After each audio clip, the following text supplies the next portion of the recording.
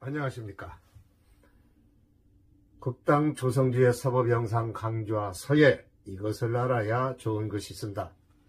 특강 9의 두 번째 시간입니다. 앞서서 낙관서 쓰기에서 단관에 대해서 설명을 드렸고요. 지금 시간은 쌍관에 대한 설명입니다. 쌍관. 그러면 쌍관이 뭘까? 앞강의와 이어지는 강의입니다. 그러니까 혹시 앞강의를 안 들으신 분들은 반드시 들으시는 게 좋습니다. 이것은 낙관서를 쓰는 요령에 대한 설명이고 번번이 들어있기 때문에 이걸 노트를 해놨다가 아니면은 자료실에서 자료를 빼가지고 하나 가지고 있다가 언제든지 활용을 하시면 됩니다. 대입을 하면 되는 거거든요. 그리고 뒤에 낙관인 찍는 요령도 이번 시간에 들어있습니다. 자, 그러면은 바로 수업 시작합니다.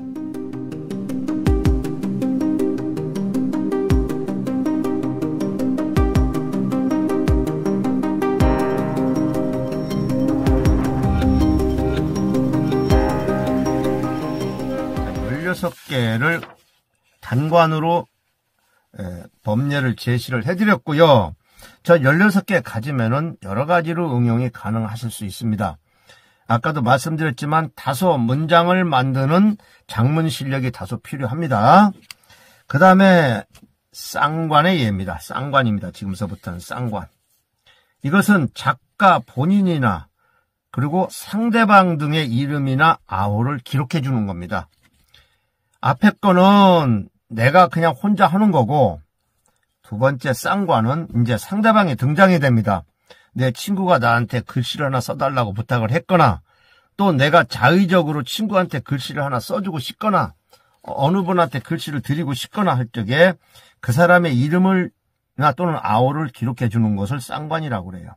자, 그러면은 이때 작가가 상대방에게 직접 써줄 때 쌍관입니다. 이게 뭔 뜻인지 아셔야 돼요. 작가가 상대에게 직접 써줄 때 쌍관. 그럴 때는 상대방의 아호나 성명 그리고 작가의 관계 등을 넣었으며 보통 상대방을 높이는 의미로 상대를 먼저 넣고 뒤에 작자의 서명을 넣는다 그랬어요. 예의죠. 되게 그렇습니다. 그러면은 여기서 경사를 먼저 들어가 봅니다. 환갑이나 칠순, 팔순, 망백, 백수 등등 여러 가지가 있겠죠. 자, 하나의 법례입니다. 공식입니다. 자, 1번입니다. 공하, 홍길동 선생 고희, 가로 열고 칠질이라고도 그러고 칠순이라고도 그럽니다. 칠질자, 차례질자입니다. 이거는 차례질자입니다. 그러면은 고희, 장현, 이게 대자리 연자죠. 장현, 갑진, 초일, 국당, 조성조 이랬어요. 자, 홍길동 선생의 고희연을 축하드리며 갑진년, 가을, 국당, 조성주. 여기서 생략된 게 이제 앞에 공하가 들어갔죠. 공손할 공자에다가 축하할 하자. 공하 대신에 공축이라고도 씁니다. 축도 상관없어요. 그러면은 이렇게 대입을 하시면 되고, 두 번째입니다. 갑진추, 홍길동 선생, 고희, 또는 칠질, 칠순, 팔순, 아무거나 넣어도 돼요. 그때 상황에 따라서 장현. 여기서 장현이라는 것은 아주 큰 자리를 뜻하죠. 국당, 조성주, 이 공하가 뒤로 갔죠. 공하 또는 공축, 이래도 됩니다. 그러면은, 이제 이게 똑같은 얘기고요. 여기다가 환갑 또는 육순, 이 환갑을 화갑이라고도 그래요. 60세. 그 다음에 희수, 77이죠? 산수, 8순, 80이죠? 미수, 88이죠? 망백이 또 있죠? 91입니다. 백살을 향해서 간다 그래서 망백이라고, 백살을 바라본다. 그러니까 망백이죠? 그 다음에 백수 99세입니다. 흰백자, 일백백자에서 이 한 획을 빼니까 흰백자 나오죠. 그래서 백수라고 그러는데요. 이거를 일본 사람들이 만들었다고 그래요. 어쨌든 간에 이렇게 많이 쓰기 때문에 이렇게 활용을 하시면 될 것 같고요. 여기서 하나 참고하실 게, 우리 고의란 말 많이 쓰잖아요. 그런데 결론부터 말하면 대만에서는 고의란 말을 아예 안 쓴대요. 이게 원래 고의라는 말이 여러분 잘 아시죠? 이 당나라 때의 대시인이 두부가 알록산의 난을 피해가지고 이제 피난을 갔잖아요. 저기 성도에 가니까 피난해서 두부 초장이 있더라고요. 예, 이렇게 피난을 갔는데 그 사람이 들어와가지고서 보니까 이 관료들이 형편없는 거예요. 아주 그냥 뭐 여러 가지가. 그때 지은 시가 곡강이수라는 시니까 여기다 넣으려다가 시간이 걸려서 못 넣는데요. 여러분 곡강이수를 한번 찾아보세요. 이 시가 아주 유명한 시입니다. 나오는데 거기에 뭐가 나오냐면 인생 70고래이라는 말이 나옵니다. 인생 70고래이. 인생이 70대는 것은 예로부터 드물다 그랬는데 지금 어디 그럽니까? 그래서 어찌 보면은 이게 이 70까지 사는 게 너무 오래 살았다 이런 뜻이 된다고 그래가지고 예, 이걸 거부한다고 그래요. 그래서 대륙에서도 잘 안 쓴다고 그러고 우리는 그냥 고의 그러는데 이 고의라는 말 대신에 고의 이런 말 대신에 가급적 쓰지 않고 요즘에는 칠순, 칠질 앞에 나왔죠. 이런 거를 쓴다고 그러니까 예, 이렇게 많이 쓰는 추세라니까 예, 참고하시고요. 아까 말씀대로 대만에서는 고의라는 말은 안 쓴답니다. 예, 참고하시기 바랍니다. 그 다음에 세 번째 공축 홍길동 선생 대인 화갑 장현 국당 조성주. 여기다 제가 대인이란 말을 붙였는데요. 대아라고도 많이 그럽니다. 대아라는 말도 많이 쓰죠. 예, 이 대아 무슨 대아. 우리는 대아란 말을 많이 쓰지 중국 사람들이 대인이란 말을 많이 쓰는데요. 우리나라도요. 선생 뒤다 대인이라고 붙여드리면 절대 싫어하지 않아요. 좋아하십니다. 그러니까 존칭이니까 극존칭이죠. 선생도 붙었는데 여기다 또 대인도 붙여주니까 이렇게 해서 나쁠 거 없습니다. 자, 그러면은 이게 뭐냐? 세 번째 홍길동 선생 대인의 화갑을 공축하며 공축 앞에 붙었죠. 곡당 조성주 쓰다 이런 뜻인데요. 이 장현이란 말은 큰 자리, 대자리, 큰 자리 이런 뜻을 포함하고 있습니다. 다음 네 번째입니다. 갑진 5월 5일 서하 홍군 길동 이랑 삼순 근경 국당 조성주. 좀 어렵죠? 이거는 결혼입니다. 결혼식 때 쓰는 양식이에요. 이게 뭐냐? 갑진년 5월 5일 홍길동 군과 이 삼순양의 결혼을 글로 축하한다 이런 얘기거든요. 서하를 한다 그런 얘기죠. 여기 서하가 붙었잖아요. 자, 여기서 근경이라고 하는 말이 나오는데 어려운 말입니다. 이 근자가 술잔 근자예요. 그 다음에 경자는 경사경자죠. 그러니까 혼인 대경을 뜻한다. 근경이란 말이 그겁니다. 이런 의미로 쓰고 있는데 이렇게 많이 씁니다. 여기서 양이라는 말 대신에 랑자의 랑자를 쓰고요. 예, 참고하시기 바랍니다. 이렇게도 쓰는데 요즘 현대식으로 쓰는 것은 좀 쉽게 쓰죠. 다섯 번째입니다. 서하 홍길동군 이삼순낭 백년 가약 대경 갑진 5월 국당 이렇게 써도 무방합니다. 갑진년 5월 홍길동군과 이삼순양의 백년 가약을 서로 축하함 이런 뜻이 되겠죠. 자, 이렇게 해서 예문을 보시고 하나씩 대비를 하시면 될 것 같고요. 그 다음에는 뭐가 또 있냐면은 이제 기념입니다. 뭘 기념할 때 이럴 때 있죠. 자, 1번입니다. 기념 1번.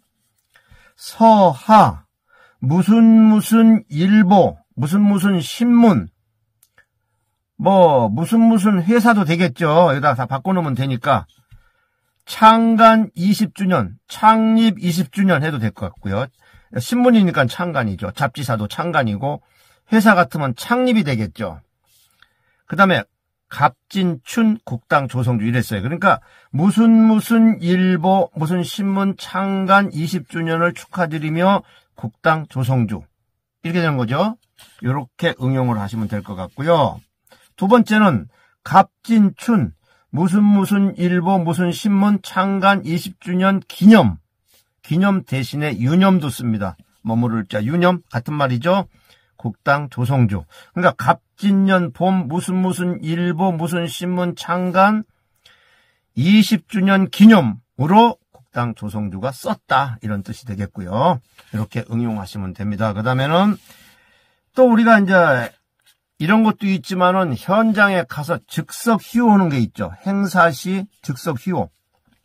이럴 때도 있어요. 자, 그러면은 자, 대학 개교 행사를 했는데 즉석에서 서예가분이 하나 써달라고 했을 때 이렇게 쓰면 돼요. 무슨 대학 개교 30주년 기념 갑진 10월 며칠 이건 들어가는 게 좋죠. 국당 조성주 휴지 그랬어요. 휴지. 이거는 휘두를 휘자죠. 휘두를 휘. 예, 갈지는 대명사죠. 이거 썼다. 휴지 또는 휴라고만 해도 됩니다. 그러면은 무슨 대학 개교 30주년을 기념하여 갑진년 10월 1일 국당 조성주가 휘호하다 그런 뜻입니다.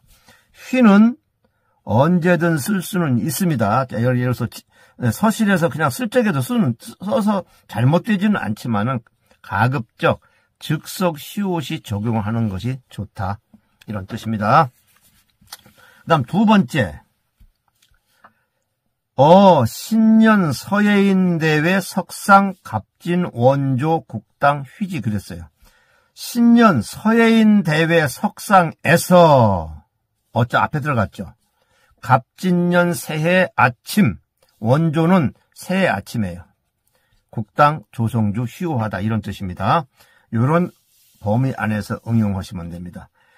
그 다음에 이제 또 나오죠. 그 다음에는 이제 촉서가 있고 위서가 있잖아요. 이게 뭔 얘기냐. 촉서는 부탁받은 글이고 위서는 내가 누구를 위해서 쓰는 글이고 비슷비슷합니다만은 앞에 이제 붙는 게 다르죠. 자, 1번 홍길동 선생 촉서 국당 조성주 이러면은 홍길동 선생의 부탁으로 국당 조성주 씀.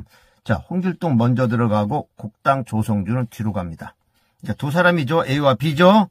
그 다음에 두 번째는 홍길동 선생 또는 대야 촉서 논어구 국당 조성주. 홍길동 선생이 논어구를 하나 대면서 하나 부탁을 했어요. 또는 다른 식구를 대면서 부탁을 했어요. 이럴 적에 이렇게 넣어주면 됩니다. 홍길동 선생이 부탁한 논어구를 국당 조성주가 쓰다 이런 뜻이죠. 이 촉자는 부탁할 촉자입니다. 그 다음에 이제 위자가 하나 넣어보죠. 가끔 위자 들어가죠. 정가걸적에도 많이 씁니다만은 홍길동 선생 갑진춘 조성주 서 호를 넣어도 되고 빼도 되고. 자, 홍길동 선생을 위해서 갑진년 봄에 조성주 쓰다 이런 뜻이죠. 이거 위가 들어갔죠. 그 다음 네 번째 이것도 문장이 좀 길죠. 이것도 한번 살펴볼 필요가 있어요. 자, 여기는 어추러가 나와요. 어추러란 말은 어디에서 이 말이 어디서 나왔다 그런 얘기죠. 어가 여기 나왔죠. 네 번째 추러 앞에는 말씀하고 뒤에는 어조사 자입니다.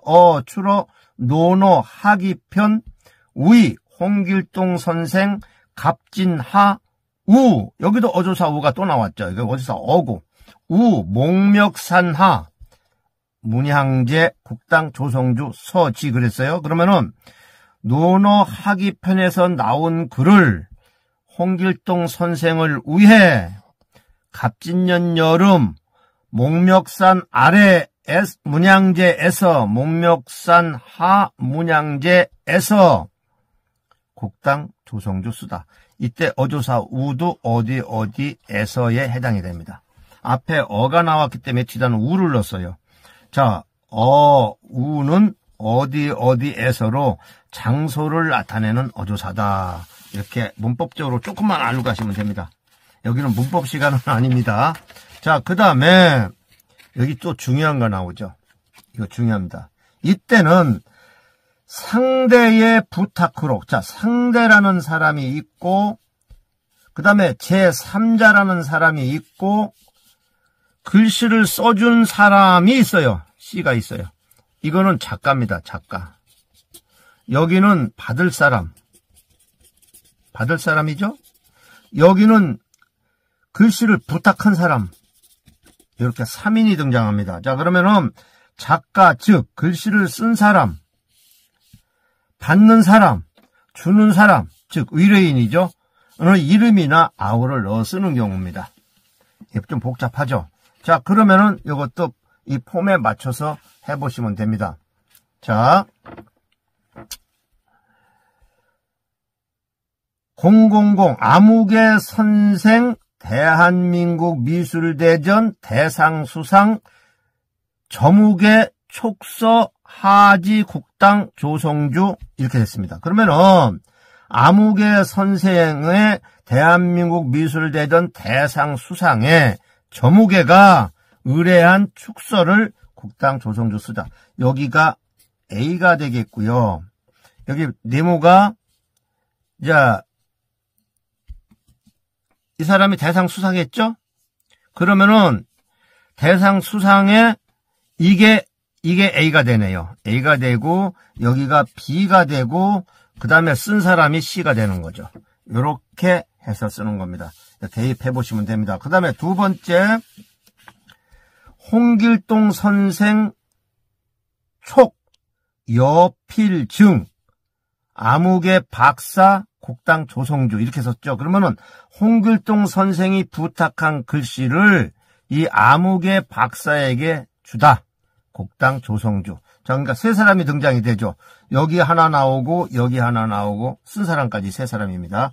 근데 세 번째 갑진 춘일 서위 홍길동 인형 대형 현재 아우일 때는 현재라고 그러고요.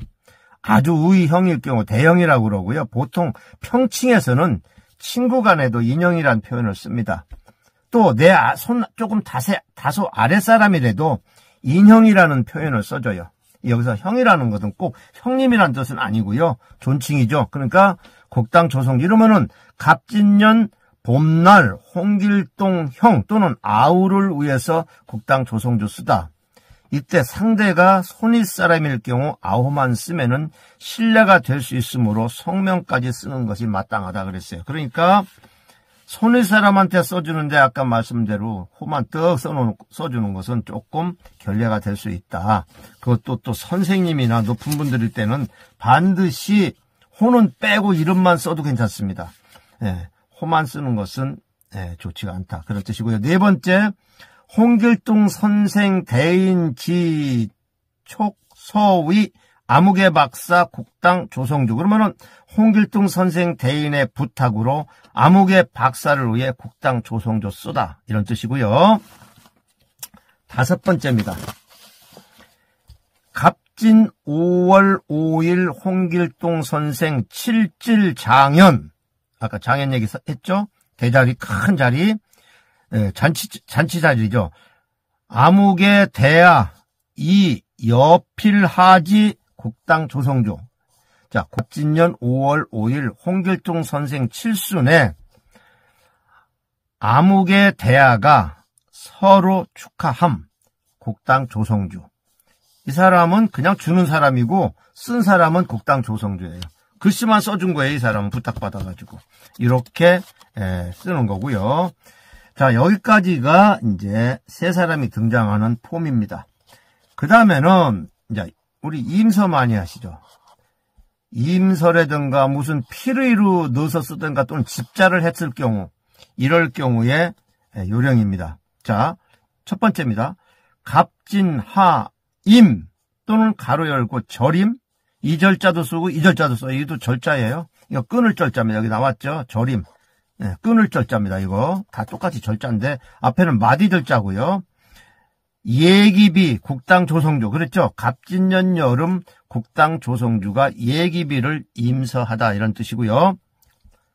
이 절임이라는 말은 끊어 임서하다라는 얘기입니다. 통째로 다 쓴 게 아니고 한 부분을 끊어습직에 절임이라는 표현을 쓰죠.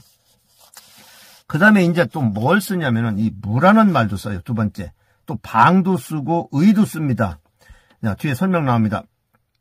이거는 본뜬다라는 얘기예요. 본뜨다. 두 개 다 본뜨다. 이 무자가 오른맞을 무자인데 이게 본뜨다라는 얘기입니다. 무도 되고 방도 되고 의도 됩니다. 한 예기비 의 곡당. 이 의는 필의를 뜻합니다.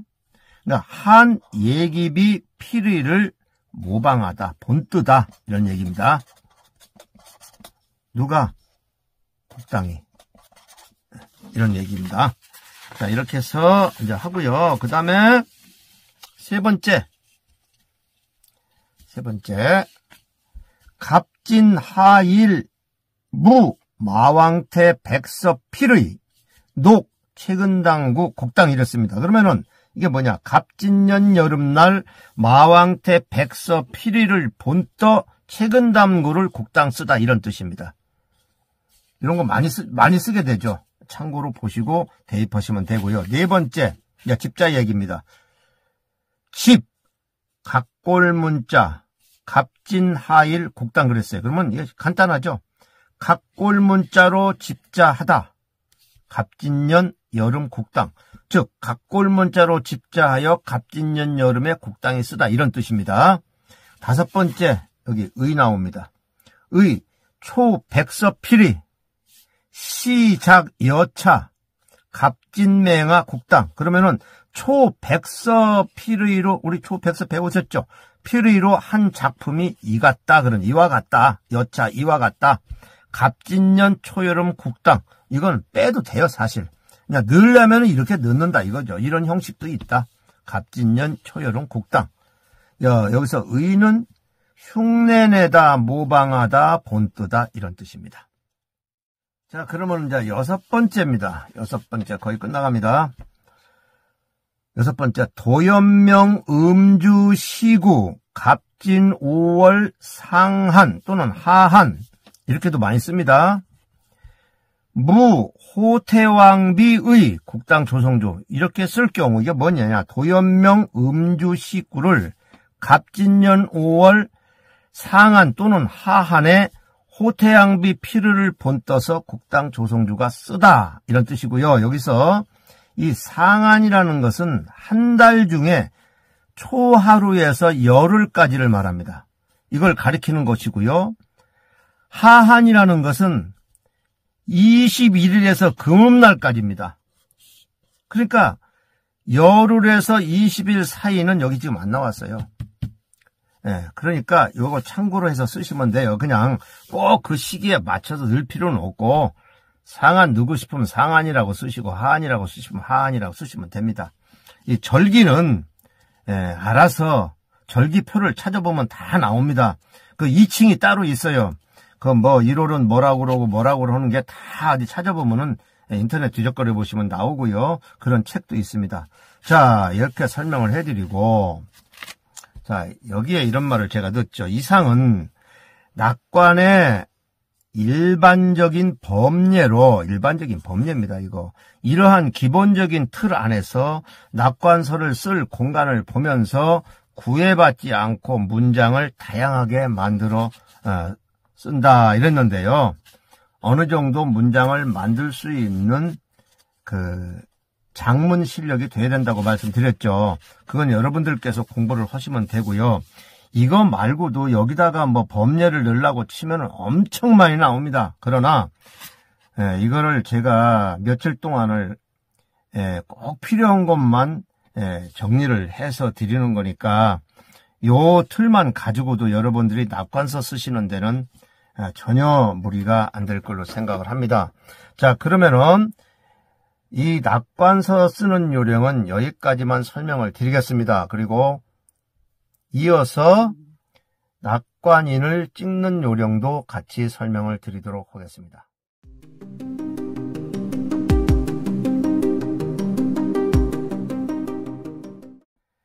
자, 낙관인 찍기입니다. 낙관인 찍는 것도 쉽지가 않죠. 그런데 자꾸 찍어보셔야 돼요. 낙관인을 본인이 찍지 않고 자꾸 누가 찍어주다 보면은 본인은 평생 못 찍어, 이거. 나중에 개인전을 하든가 할 적에도 낙관 도장을 많이 찍어야 되는데, 그걸 아무데나 찍어 놓으면은 괜히 쓸데없이 사족이 되는 경우도 있고요. 그래서 낙관인 찍기에 대해서 간단히 설명을 드립니다. 이것도 참고사항입니다. 어느 책에 꼭 이렇게 해라 저렇게 해라고 절대적으로 해놓은 책은 없어요. 그냥 우리가 보통 상식선에서 찍으면 되는 겁니다. 몇 가지만 알려드립니다. 작품을 제작한 작가의 소성이나 제작 동기 또는 제작 시기 등을 밝히는 낙관은 작업상 불가분한 관계로 여기에 찍는 낙관인은 그 작품이 완전히 마무리 지었음을 나타내기도 하며 아울러 작품의 가치를 갈증 상향시키는 역할을 하기도 한다. 그렇죠? 낙관 도장이 들어가야 작가가 누군지도 알고 그게 진품이라는 것도 증명이 되죠. 같은 추사 선생의 작품이라고 하더라도 추사 선생의 도장이 들어간 거하고 안 들어간 거에 가격 차이가 많다고 그래요. 자, 이때 찍는 낙관 도장, 즉 전각은 정각입니다. 낙관이라고만 발음하시면 안 됩니다. 먹색의 검은 글자와 서로 조화를 이루면서 정취를 바라는데 이는 구성상에 있어서 강렬한 흥취 효과를 낼 뿐만 아니라 작품에도 풍부한 예술미를 지니게 한다. 그렇습니다. 이건 하나의 이제 서설입니다. 그러면은 성명인, 아호인 찍기입니다. 보통 성명인은 백문, 즉 음각이고 아호인은 양각으로 새겨 찍는다. 뭐 이걸 반대로 새겨서 나쁠 거는 없지만은 관례적으로 전통적으로 이렇게 해오고 있죠. 날인을 할 때는 인장의 크기, 인문의 서체, 찍을 공간 등을 잘 살펴야 하고 낙관, 이게 중요해요. 여기가 중요합니다. 낙관서의 크기보다 지나치게 도장이 크거나 또 지나치게 작은 도장은 좋지 않다 그랬어요. 하지 말라고는 안 했습니다. 좋지 않죠.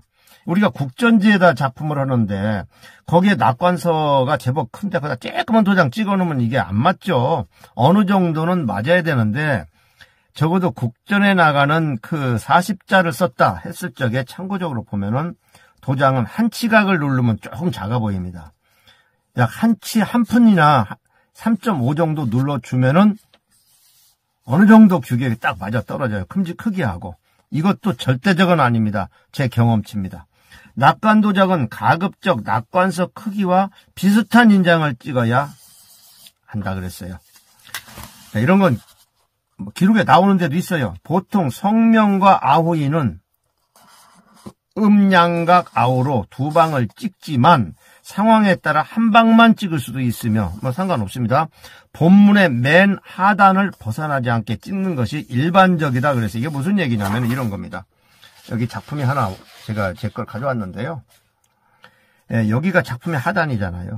그러니까 도장을 찍을 적에는 이 아래로 내려가지 않도록 찍는 게 일반적이다. 여기다가 이렇게 찍고 이렇게 찍지 말라는 뜻인데요. 이것은 저는 이런 생각을 해요. 절대 안 된다라는 건 아니고 가급적 이렇게 찍어라. 왜냐? 작품을 하면서 하다 보면은 이렇게 찍어야 될 경우가 생겨요. 그럼 어디다 찍어 도장을? 그렇죠? 그러니까 처음부터 이런 작업을 할 때 계산하고 찍으라는 작업을 하라는 뜻이거든요. 그런데 이거는 다만 그러나 이는 작품의 상황에 따라 결정하면 된다 그랬어요. 절대 아니라는 건 없습니다. 그게 예술작품에서 절대 아니라는 게 어디 있겠습니까? 가급적이면은 본문의 맨 하단을 벗어나지 않게 찍는 것이 일반적이란 뜻이죠. 그렇게 하는 게 좋다. 나리는 음각 성명인을 먼저 찍고 양각 아우인을 아래에 찍는 것 또한 일반적인 관례다 그랬으니까 참고해서 찍고요. 예를 들면은 그런 거죠. 여기 요 도장은 이름, 그러니까 음각이죠. 음각은 이름으로 파니까. 요 아래 도장은 아호, 이것은 양각이죠. 우리가 보통 음양이라고 그러지 양음이란 말은 잘 안 쓰잖아요. 전통적으로. 그래서 이렇게 찍는 것이 보편적으로 좋다. 그리고 이 하단은 가급적 벗어나지 않도록 하는 게 좋다라는 얘기고요. 그것은 상황에 따라서인데 가급적 이렇게 찍는 게 좋아요. 좋기는 참 좋습니다. 이렇게 찍고요. 요 또 하나 이 사이를 좀 설명을 드려야 되겠는데 도장과 도장 사이입니다. 이 도장과 도장 사이. 이 사이를 꼭 어떻게 해라라고 공식적으로 나온 건 없어요. 제 경험치로 보면은 이 도장 크기에 보통 이 공간을 봐서 찍어야 되거든요. 이 공간을 봐서 찍어야 되는데 이 도장 크기에 갖다 이렇게 대봐야 됩니다. 갖다 대보면서 시각적으로 가장 아름답게 좋게 보이는 간격. 이 도장을 아랫 도장을 너무 밑으로 버리면 너무 많이 벌어지죠. 그렇다고 이것을 여기다가 이렇게 바짝 붙여놓으면 너무 답답하지 않겠습니까? 그렇죠? 이렇게 되지 않게 보통 보면은 이 도장 크기에 2개 반 정도 이 벌어지면은 보기가 좋더라고요. 그 참고사항입니다. 이렇게 왔다 갔다 하면서 공간을 보면서 이게 널찍한 공간을 보면서 그걸 맞춰 찍으면은 저는 좋다고 생각을 합니다. 그렇게 찍으시면 되고요. 그 다음에 인장과 인장 사이는 금방 나온 겁니다. 너무 붙여 찍지 말고 공간을 보면서 시각적으로 가장 좋은 간격에 맞추어 찍는다 그랬어요. 근데 이게 사람마다 보는 시각이 비슷할 겁니다. 그걸 맞춰서 찍어 주시면 됩니다. 그 다음에 이제 또 있죠. 이게 성명인과 이것은 이렇게 찍으시면 되는데 인주를 찍는 방법도요. 막 그냥 떡방아 찌듯이 콱 하면은 인주에 그 실밥이 있거든요. 이게 붙어서 안 좋으니까 가급적이면은 이 인장의 그 사각 밖으로 이렇게 벗어나지 않도록 이렇게 살살살살 돌려가면서 인주를 묻혀야 인주가 잘 묻습니다. 떡방아 찌듯이 하시면 좋지 않아요. 그 다음에 이제 두인과 유인, 앞각인 이런 거 찍기. 자, 두인, 머리도자 이거 수인이라고 그럽니다. 유인, 놀유자, 앞각인, 이거 누를 앞자죠. 다리각자. 결론부터 말하면은 두인은 작품의 이 머리, 그렇죠? 여기에 찍는 거를 두인이라고 그러고 여기에 찍는 것도 있죠. 여기도 찍혔죠. 이런 걸 유인이라고 그러고 어떤 경우는 이 작품에 이런 작품이 있으면 작품에 요 하단에다 이 귀퉁이다 이렇게 찍는 경우가 있어요. 요런 걸 앞각인이라고 합니다. 그러니까 이런 것들은 필요에 따라 찍는 겁니다. 자, 두인은 작품의 오른쪽 상단에 찍는 반통인 형태입니다. 반통인이라는 것은 이렇게 생긴 도장의 반쪽인 겁니다. 한나라 때 하급 관리들이 썼어요. 옆에 차고 다녔죠. 하급 관리들이. 이렇게 생긴 거. 이렇게 생긴 길쭉한 도장, 우리가 이거를 두인이라고 그래요. 이 반통인이라고 그럽니다. 이 반통인, 이 반쪽이잖아요. 그래서 이런 거 형태고 이런 게 이제 뭐 이렇게 호루병처럼 생긴 것도 있고 뭐 여러 가지가 있잖아요. 그것도 다 길쭉하죠. 장방형. 이런 인장으로 달리 한장이라고도 한다. 근데 우리가 여기다가 간혹 보면은 여기다가 말이죠. 여기다가 이렇게 큰 도장을 찍은 경우도 간혹 봐요. 이건 좋지는 않습니다. 너무 무겁잖아요, 여기가. 그래서 두인은 이런 거 찍는데요. 이건 내가 볼 때 잘 몰라서 이렇게 찍는 경우가 있을 것 같고요. 종류로는 장방형, 호루병형, 타원형 이런 것들이 있다. 우리 이번 자연 형태 이런 거 보셨죠? 이렇게 생긴 거. 이런 것들을 바로 이제 타원형. 유인은 작품의 구성상 빈 곳에 찍어 허전함을 보충해주는 인장이고 앞각이는 필요에 따라 서화 작품의 하단 구석에 찍는 인장이다 그랬어요. 우이 내용은 주로 내용을 뭘로 넣냐면 길어나 명꼬를 많이 넣어 새겨 찍는데 잘못 찍으면 오히려 작품을 망치게 되며 사족이 됨에 주의해야 한다. 사족. 뱀이 다리가 필요 없죠. 그러니까 안 찍을 때다가 굳이 찍을 필요가 없다 이거예요. 뭔 얘기냐면은 두인을 찍는데 여기가 너무 복잡해. 이렇게 라인도 있어가지고 복잡해. 아주 옹색한 데다 여기다 굳이 이거를 찍어 놓으면은 더 답답하죠. 이럴 적에는 굳이 찍을 필요가 없어요. 유인도 마찬가지예요. 여기가 좀 허전한 데다 찾아서 찍는 거지. 자, 이 작품은 안 찍었잖아요. 이 작품은 빡빡하죠. 찍을 자리가 없으니까 여기다 유인 하나도 안 눌렀어요. 이렇게 복잡한데 여기다 유인을 하나 눌렀다고 치면은 이거 얼마나 답답합니까? 가뜩이나 답답한데 이럴 적에는 유인을 쓰지 말라는 뜻입니다. 이 유자가 어느 뭐 보면 놀유자를 썼는데 놀이개처럼 생겨서 뭐 유자라고도 한다 어쩐다 이런 말도 있고 그러는데요. 어쨌든 유인입니다. 그 다음에 또 한 가지 유념해야 할 것은 서예나 사군자 등의 작품과 인장은 그 분위기나 품격이 맞아야 한다. 따라서 인문의 서체를 살펴야 하며 두인이나 유인 등은 주백문, 관계도 즉 음양각, 관계도 살펴 조화롭게 하는 것이 작품의 격을 높이게 되므로 낙관인 등을 찍는 것 또한 많은 공부가 필요하다 그랬어요. 그러니까 아무렇게나 어떤 경우는 보면은요, 여기다 두인을 찍는데 무조건 찍는 줄 알고 그냥 마구 찍는 분들도 있더라고요. 이거 무조건 찍는 게 아니에요. 안 찍어도 돼요. 그 다음에 유인도 안 찍어도 돼요. 성명인은 찍어야 되겠죠. 이것도 하나만 찍어도 돼요. 중국 사람들은 하나만 찍는 경우도 많던데요. 우리나라는 이렇게 찍는데 어떤 경우는 앞에 것은 이렇게 생기고 뒤에는 이런 거 찍어도 상관이 없습니다. 이렇게 만들어 찍으면 되는 거지 꼭 네모 빵 뜯은 거 정사각형된 거 찍어야 되는 건 아닙니다. 이거는 꼭 그렇게 해야 되는 건 아니에요. 그렇게 하라고 교과서에 다 나와 있는 것도 아니고 자기 취향대로 하는데 도장 크기만 맞춰서 찍으시면 되고요. 간격만 잘 맞춰 찍으면 되고요. 그런데 옛날 작품들 조선시대 때 같은 거 보면은 뭐 추사 선생님 작품도 보면은 바짝 찍은 것도 있고 뭐 그때는 그런 개념을 잘 따지지 않았는지 그런 경우도 있긴 있어요. 아무튼 이 도장을 찍는 것은 여러분들이 잘 살펴서 배워서 자꾸 찍어 보셔야 되고요. 낙관 도장 찍는 것도 잘 살펴서 한 번씩 실수를 해보고 또 하나 알려드릴 거는 도장을 새길 때 우리가 보통 낙관 도장을 누구한테 새겨 받을 때 이렇게 지금 도장을 제가 못 가져왔는데요.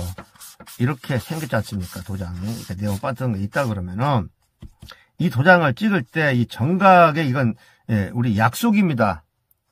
전통적인 약속. 여기다가 반각을 이렇게 하잖아요. 뭐라고 반각을 합니다. 이렇게 한 면에만 반각된 거 일면관이라고 그래요. 그러면 찍을 때 엄지가 여기에 닿거든요. 여기에 닿습니다. 그렇게 놓고 찍어야 되지 이거를 잘못 보고 찍으면 도장이 거꾸로 찍히는 수가 있어요. 그래서 정각을 세게 드릴 때 이거를 정확히 해줍니다. 엄지가 닿는 맨 좌측, 이 도장에 엄지가 닿는 맨 좌측에다가 손을 이렇게 해서 이쪽이 좌측이 되는 겁니다. 그걸 보고서 잘 찍어야 도장이 거꾸로 찍히거나 그러지 않으니까 그 점을 유의해서 도장을 찍으시면 되고요. 자꾸 연습을 해서 찍어 보시는 게 좋습니다.